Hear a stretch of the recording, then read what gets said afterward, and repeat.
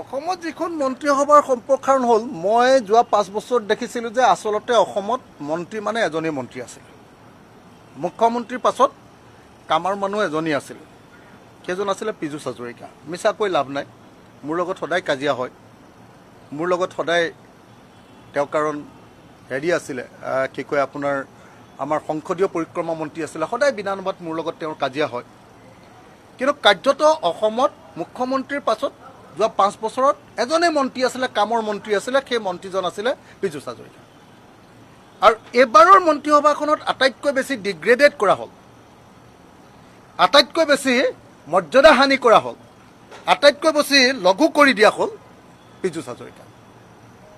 মই সুধিলোঁ বহুতক, মই এইকেইদিন ব্যস্ত আছিলোঁ ঘৰৰ কামত, তো গতিকে বিভিন্নজনে মোক কৈ আছে যে পীযুষ হাজৰিকাক ডিগ্ৰেড কৰিলে মুখ্যমন্ত্ৰীয়ে।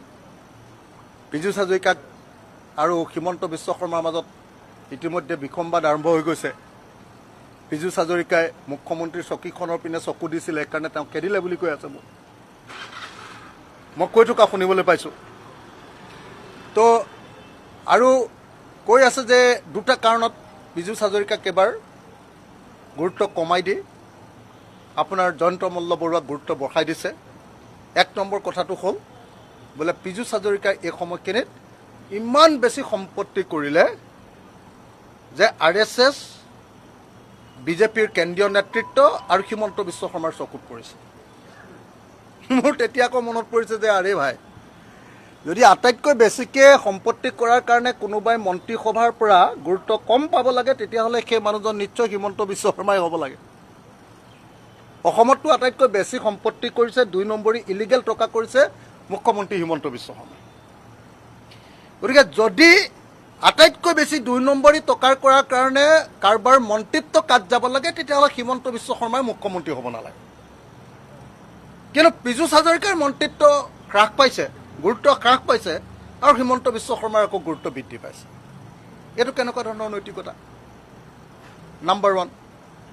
নাম্বাৰ 2, মই শুনিছোঁ যে নহয় আৰু এটা কথা আছে যে আগতে পীযুষ হাজৰিকাক চিণ্ডিকেট চলাবলৈ দিছিলে, কিন্তু চিণ্ডিকেট চলাওঁতে পীযুষ হাজৰিকাই যিমান টকা কয়লা বা আপোনাৰ গৰু ম'হ বা আপোনাৰ শাক পাচলি বা ফল মূল বা আপোনাৰ কি কয় এইটো ম্যানমাৰৰ বাৰ্মি চুপাৰীৰ পৰা যিমান টকা দিছিলে, তাৰ পাছত কিছুদিন লাষ্টৰ এবছৰ জয়ন্ত মল্ল বৰুৱাক যেতিয়া চিণ্ডিকেট চলাবলৈ দি দিলে, তেতিয়াহ'লে হিমন্ত বিশ্ব শৰ্মাক বেছিকৈ টকা দিয়া হৈ গ'ল জয়ন্ত মল্ল বৰুৱাই।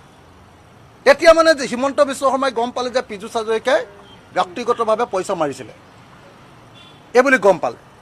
সেই গম পোৱাৰ কাৰণে মানে যিহেতু জয়ন্ত মল্ল বৰুৱাই বেছিকৈ পইচা দিছিলে, পীযুষ হাজৰিকাতকৈ চিণ্ডিকেটৰ পইচা বেছিকৈ দিছিলে, গতিকে জয়ন্ত মল্ল বৰুৱাক এইবাৰ বিত্তমন্ত্ৰীৰ দায়িত্ব দিছে, চিণ্ডিকেট কৰিবৰ কাৰণে আপোনাৰ কি কয় এইটো ফৰেষ্ট এণ্ড এনভাইৰনমেণ্ট ডিপাৰ্টমেণ্ট দিছে, আৰু সমস্ত চিণ্ডিকেটৰ ঠিকাটো জয়ন্ত মল্ল বৰুৱাক দিয়া বুলি মই জানিবলৈ পাইছোঁ।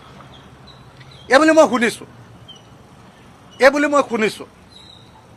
তো সেইটো কথা মই নাজানো, কিন্তু মই এটা কথা জানো যে যোৱা সময়খিনিত সঁচাকৈ প্ৰেক্টিকেলি যদি কোনোবা এজন দক্ষ মন্ত্ৰী অসম বিধানসভাত, অসম মন্ত্ৰীসভাত আছিলে, সেইজন বেলেগ কোনো নহয়, পীযুষ হাজৰিকা। পীযুষ হাজৰিকাৰ লগত মোৰ সদায় কাজিয়া, কিন্তু তাৰ পাছতো মই সদায় কওঁ যে ৱাটাৰ ৰিচোৰ্চ মিনিষ্টাৰ হিচাপে তেওঁৰ যিটো ভূমিকা আছে, সংসদীয় পৰিক্ৰমা বিভাগৰ মন্ত্ৰী হিচাপে তেওঁ যিধৰণে মানে আপোনাৰ আগতে বিৰোধীক মানে হেৰি কৰিব খুজিছিলে, মানে ঠাণ্ডা কৰিবলৈ ব্যৱস্থা লৈছিলে, এইবাৰতো বিৰোধীক ঠাণ্ডা কৰিবলগীয়া নাই। এইবাৰ সংসদীয় পৰিক্ৰমা দপ্তৰৰ মন্ত্ৰী দিবলগীয়া কোনো কাৰণেই নাই, কাৰণ এইবাৰ বিৰোধীয়ে নাই। এইবাৰ 22জন নে 24জনে মানুহ নহয় জানো? গতিকে এইবাৰতো কামেই নাই, অকল 24জন মানুহ। গতিকে এই গোটেই ঘটনাটোৰ পৰা এটা কথা বস্তুটো খাটাং হৈছে যে জয়ন্ত মল্ল বৰুৱাৰ যিটো ওজন বৃদ্ধি পাইছে, এইটোৱে হিমন্ত বিশ্ব শৰ্মাৰ হাতলৈ হয়তো চিণ্ডিকেটৰ ধন অলপ বেছিকৈ যাব। হাগ্ৰামা মহিলাৰীক গোটেই নামনি অসমখনৰ মানে গোটেই অসমলৈ সোমোৱা গোটেই গাড়ীবিলাকৰ ঠিকা দি দিছে, সেইকাৰণে ট্ৰেন্সপৰ্ট ডিপাৰ্টমেণ্টটো দিছে, BPFক ট্ৰেন্সপৰ্ট ডিপাৰ্টমেণ্টটো দি অসমলৈ যিমানখন গাড়ী আহিছে প্ৰত্যেকখন গাড়ীৰ ওপৰতে ইলিগেল অবৈধ চিণ্ডিকেটৰ টেক্স আৰু সেই চোৱা চিতাৰ দায়িত্ব জয়ন্ত মল্ল বৰুৱাৰ, আৰু জয়ন্ত মল্ল বৰুৱাই পীযুষ হাজৰিকাতকৈ অলপ বেছিকৈ পইচা আনি দিয়াৰ কাৰণে পীযুষ হাজৰিকা ডিগ্ৰেডেড আৰু জয়ন্ত বৰুৱাৰ প্ৰমোশ্যন, এই বুলি মই খবৰ পাইছোঁ। গতিকে এই মন্ত্ৰীসভাখনত এটা কথা খাটাং হৈ পৰিছে যে যিয়ে বেছিকৈ আটাইতকৈ চিণ্ডিকেটৰ মালটো বেছিকৈ গোটাই দিব পাৰিব তেওঁ ডাঙৰ মন্ত্ৰী হ'ব, আৰু যিয়ে চিণ্ডিকেটৰ মাল বেছিকৈ নিজে খাই দিব যি মন্ত্ৰীয়ে তেওঁ ডিগ্ৰেডেড হ'ব। মই বুজি পাইছোঁ সেইটোৱে, আৰু তাৰ বাহিৰেতো মই বেলেগ একো বুজি পোৱা নাই।